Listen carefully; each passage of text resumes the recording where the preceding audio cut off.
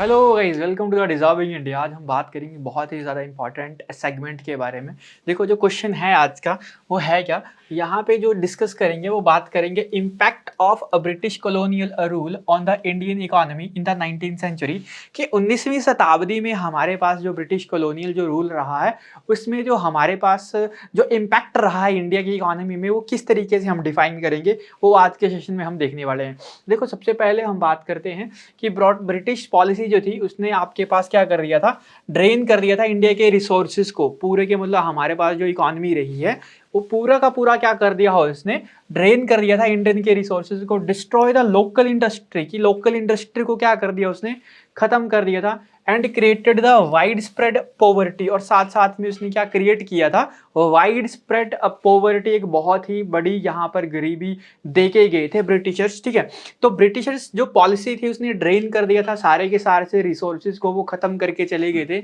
Destroy the local industry, local industry को वो destroy करके चले गए थे। एंड क्रिएट करके चले गए थे, and created the wide spread poverty. ठीक है, एक आपके पास वाइड स्प्रेड पॉवर्टी यहाँ पर क्रिएट करके चले गए थे। The British focused on extracting raw material. ठीक है, ब्रिटिशर्स क्या फोकस्ड करते थे, the Britishers focused on extracting raw materials from their own industry. ठीक है, कि वो अपनी इंडस्ट्री के लिए क्या करते थे, जो रॉ मटेरियल होता था उसको क्या करते थे, एक्सट्रैक्ट करते थे। और while forcing India to rely on them for the manufactured goods, और इंडिया को उन्होंने क्या रिलाई बना दिया था कि आप क्या करो, हमारा जो मैन्युफैक्चर्ड जो हो रहा है चीजें उन पे आप क्या रहो, डिपेंड रहो। हम क्या कर रहे हैं, यहाँ पर नेचुरल रिसोर्सेज का यूज कर रहे हैं, हम यहाँ पे अपने प्रोडक्ट बना रहे हैं और बाहर फॉरेन को भी क्या कर रहे हैं, एक्सपोर्ट कर रहे हैं। आप हमारे लिए क्या करो, मतलब आप अपने लिए, मतलब हमारा यूज, हमारे जो प्रोडक्ट हैं उसको यूज करो, बाकी का हम यहाँ पर देख लेंगे। और इसी ने ही लीड किया a decline in agriculture industry and trade, living India economically weak. और इंडिया को क्या कर दिया, एक वीक तरीके से यहाँ पर छोड़ दिया। And created a wide spread poverty, और वो एक क्या करके चले गए, वाइड स्प्रेड पॉवर्टी यहाँ पर छोड़ के चले गए। तो सबसे पहले हम बात करते हैं कि उन्होंने सबसे पहले जो एक्सप्लॉइट किया इंडिया को, ठीक है, इकोनॉमी जो में जो इफेक्ट डाला 19th सेंचुरी में, वो डाला एग्रीकल्चर एक्सप्लॉइटेशन एंड डिक्लाइन की। एग्रीकल्चर में जो एक्सप्लॉइटेशन देखने को मिली थी ब्रिटिशरों की, बहुत ही यहाँ पर फेमस यहाँ पर हुई थी। मतलब ये इवेंट बहुत ही फेमस रहा था, जो एग्जाम पे पूछा जाता है। देखो, सबसे पहले जो एग्रीकल्चर का जो हमारे पास एक्सप्लॉइटेशन देखने को मिलता है, वो देखने को मिलता है land revenue system. Land revenue system में आपके पास, या एग्रीकल्चर रेवेन्यू सिस्टम पे होता क्या था, ब्रिटिशर क्या करते थे, किसानों से, पीजेंट से क्या करते थे, टैक्स लेते थे। देखो, आपने सबने सुना होगा पहली बात, दो परमानेंट सेटलमेंट इन 1793, या इसी को ही हम बोल सकते हैं zamindari system 1793, which was introduced by the, ठीक है, कि किसके द्वारा ये परमानेंट सेटलमेंट इंट्रोड्यूस किया गया था, तो आप सभी को ही पता है, जमींदार system which was introduced by the Lord Cornwallis in the 1793। ठीक है, दूसरा हम देख सकते हैं द आपके पास ryotwari and mahalwari system. Ryotwari system which was introduce in the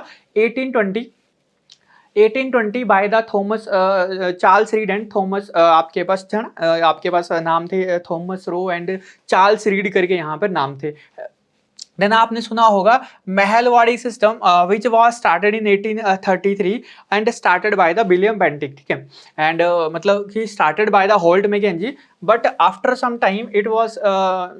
inaugurated bye, it was started by, ठीक है, महलवाड़ी, मतलब आपके पास किसके द्वारा, विलियम बेंटिक के द्वारा। इसने ही क्या किया, heavily burden on peasants with high taxes, often leading to families and wide spread poverty. इन तीनों के तीनों लैंड रेवेन्यू सिस्टम ने यहाँ पर क्या देखने को मिला, हैवी बर्डन ऑन पीजेंट्स, ठीक है, विद हाई टैक्सिंग टैक्सेस। उन्होंने यहाँ पर एक किसानों के ऊपर एक हाई बर्डन डाला, और विद हाई टैक्सेस, ठीक है, कि बहुत ज्यादा क्या करते थे, वो टैक्स लगाते थे। और often leading to families and wide spread poverty, और वो इस तरीके से भी आप यहाँ पर लिख सकते हो, and created the wide spread poverty. ठीक है, कि उन्होंने इस सिस्टम ने क्या कर दिया, एक क्रिएट कर दिया वाइड स्प्रेड पॉवर्टी। ठीक है, किसके लिए, किसानों के लिए। नेक्स्ट हम बात करते हैं किसानों के लिए, दूसरा जो इनका जो लूटने का जो रहा था, वो रहा था कैश क्रॉप। कैश क्रॉप का मतलब क्या हुआ था कि ब्रिटिशर्स क्या करते थे, आपके पास इनकरेज्ड करते थे कि पीजेंट्स को, ठीक है, कि britisher encouraged peasants to cash crop, या टू आपके पास क्या, cultivate the cash crop for the cultivation of cash crop, ठीक है, कि britisher encourage the cultivation of cash crops, ठीक है, indigo, opium, cotton for export, which आपके पास displace the food crops and reduce the agriculture self sufficiency. तो जो britisher लोग थे वो क्या करते थे, आपके पास कैश क्रॉप्स को क्या करते थे, आपके पास ब्रिटिश लोग क्या करते थे, किसानों को बोलते थे, ठीक है, इनकरेज्ड करते थे, britisher encouraged peasants for the cultivation of the cash crop instead of the food crops, कि वो क्या बोलते थे कि आप क्या करो, कैश क्रॉप या आपके पास कैश क्रॉप को उगाओ, जैसे हमारे पास इंडिगो, ओपियम एंड कॉटन, कि हम जिससे क्या कर सके, बाहर के मार्केट में इनको ट्रेड कर सकें, और हमें फूड क्रॉप्स नहीं चाहिए, मतलब आपके पास आटा, दाल, अनाज ये जो होती हैं, ये सारी की सारी चीजें, ये फूड क्रॉप्स आप मत उगाओ, मतलब जबरदस्ती ब्रिटिशर यहाँ पे कैश क्रॉप्स उगाने को यहाँ पर कहते थे, ठीक है, दूसरा पॉइंट। देन हमारे पास थर्ड पॉइंट, इकोनॉमी में क्या देखने को मिलता है, इन 19th सेंचुरी में डी इंडस्ट्रियलाइजेशन का मतलब क्या हुआ, देखो यहां पर हुआ डिक्लाइन ऑफ ट्रेडिशनल इंडस्ट्री, जो हमारे पास इंडिजीनियस जो ट्रेडिशन था उसको क्या कर दिया इन्होंने, यहाँ पर रिस्ट्रिक्ट कर दिया था, और इन्होंने यहाँ पर खुद की फैक्ट्री यहाँ पर लगा ली थी। तो Britishers policy led to the collapse of India's indigenous industries, ठीक है, कि इन्होंने जो ब्रिटिशर्स पॉलिसी थी या ब्रिटिश पॉलिसी थी, इसने क्या कर दिया आपके पास, led to the collapse of Indian indigenous industry, या आप इस तरीके से भी लिख सकते हो कि जो ब्रिटिश पॉलिसी है उसने क्या कर दिया आपके पास, collapse the Indian indigenous industry, कि इसने कोलैप्स कर दिया था इंडिया की इंडिजीनियस इंडस्ट्री को, मतलब जो इंडिया की जो आपके पास यहाँ पर इंडिजीनियस जो चीजें होती थी, सेल्फ लोकल चीजें जो होती थी, उनको यहाँ पर वो मना करते थे। Specially textile, iron and ship building, जो इंडिया आपके पास जो टेक्सटाइल में जो काम करता था सबसे फेमस, ठीक है, स्पेशली टेक्सटाइल, आयरन एंड आपके पास मेटल क्राफ्ट वगैरह जो भी होते थे इंडिया में, उनको क्या करवा दिया था, यहाँ पर बंद करवा दिया था। Flood of British goods, market में इतने ज्यादा ब्रिटिशर्स यहाँ पर गुड्स आ गए थे कि जो एलीट क्लास के जो लोग होते थे वो लोकल जो चीजें होती थी उनका यूज ना करके ब्रिटिशर्स चीजों का यूज करते थे, क्योंकि वो मार्केट में क्या मिलती थी, सस्ती भी मिल यहाँ पर प्रोवाइड कर देते थे। तो देखो इंडियन हैंडीक्राफ्ट जो था ना, were rendered uncompeted due to the influx of cheap British manufactured good shifting domestic production, या आप इस तरीके से भी रख सकते हो, या इस तरीके से देख सकते हो कि इंडियन हैंडीक्राफ्ट जो था were destroyed by the britishers policy, या were destroy by the Indian handicrafts were destroyed by the British policy, कि ये जो इंडियन का जो हैंडक्राफ्ट था इसको क्या कर दिया गया था, were destroyed by the British policy, की इसको ब्रिटिश की पॉलिसी के द्वारा क्या कर दिया था, यहाँ पर खत्म कर दिया गया था। जो हथकरघा हो जो होते थे, बुनकर जो होते थे, जो अपने हाथों से चीजों बनाते थे, इनको यहाँ पर क्या कर दिया था, खत्म कर दिया था। साथ साथ में थर्ड पॉइंट यहाँ पर देखो, introduction of the British industry, खत्म तो कर दिया बट साथ में क्या लेके आ गए, ये ब्रिटिश इंडस्ट्री को यहाँ पर लेके आ गए, मतलब जो भी सामान बनेगा किसके थ्रू बनेगा,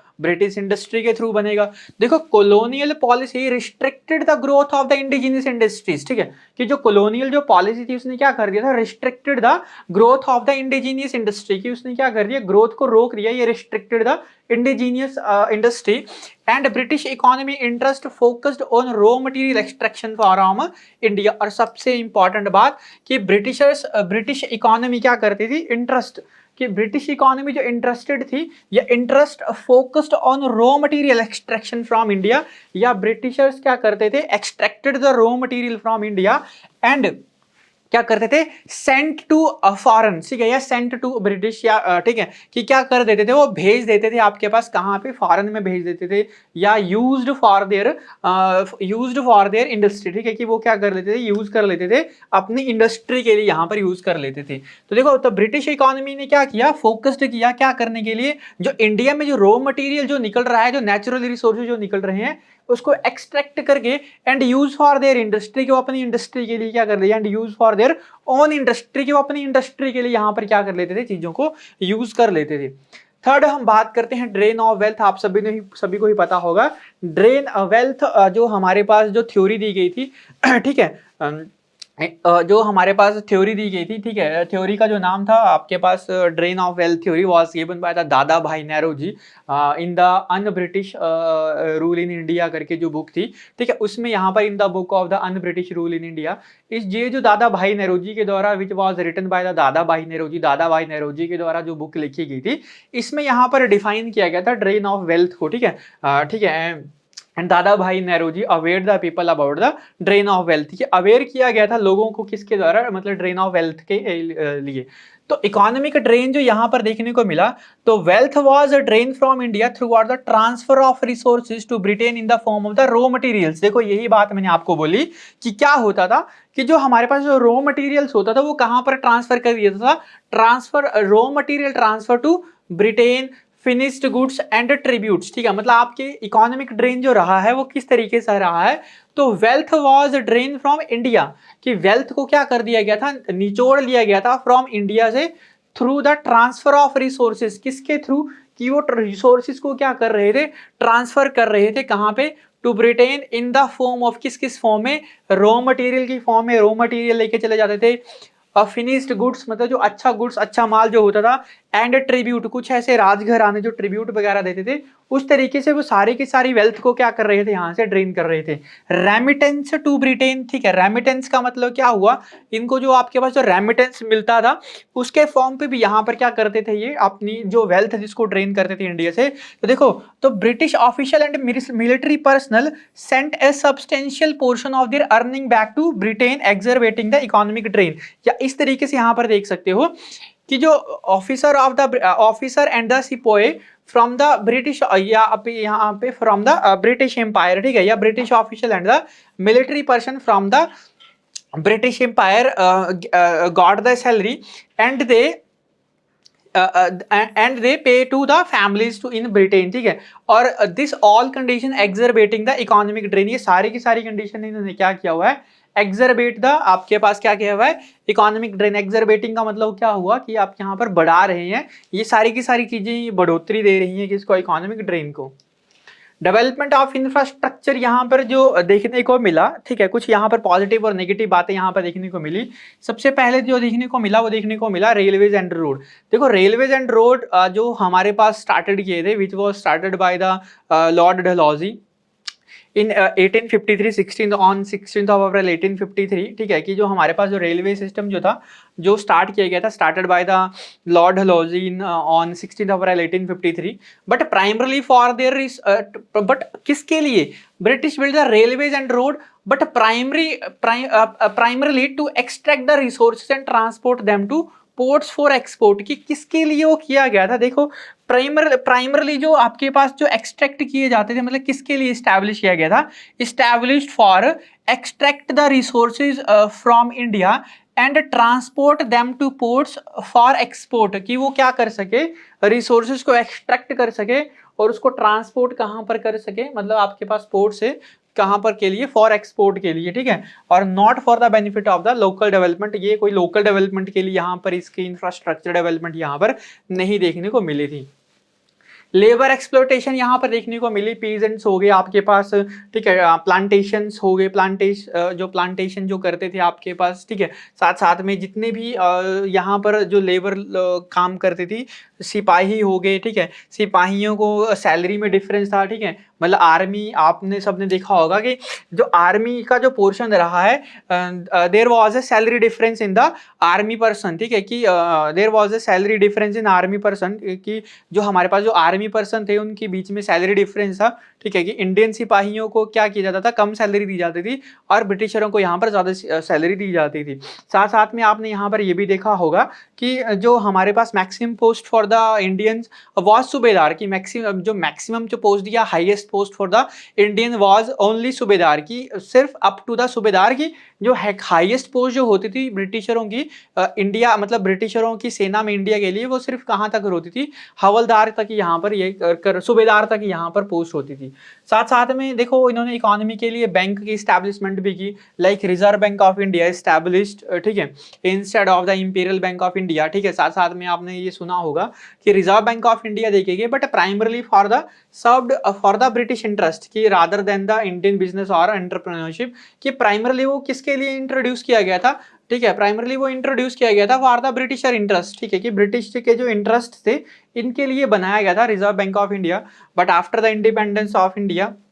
क्या हुआ, it transfer to the Indian authority, कि after the independence of India it transfer to the Indian authority, कि इंडिपेंडेंस के बाद इसको जरूर ट्रांसफर किया गया था इंडियन अथॉरिटी में, but primarily focused on the British interest, की प्राइमरली इसका फोकस होता था वो किसके लिए होता था, ब्रिटिशरों की पॉलिसी के लिए, ब्रिटिशरों के इंटरेस्ट के लिए यहाँ पर होता था।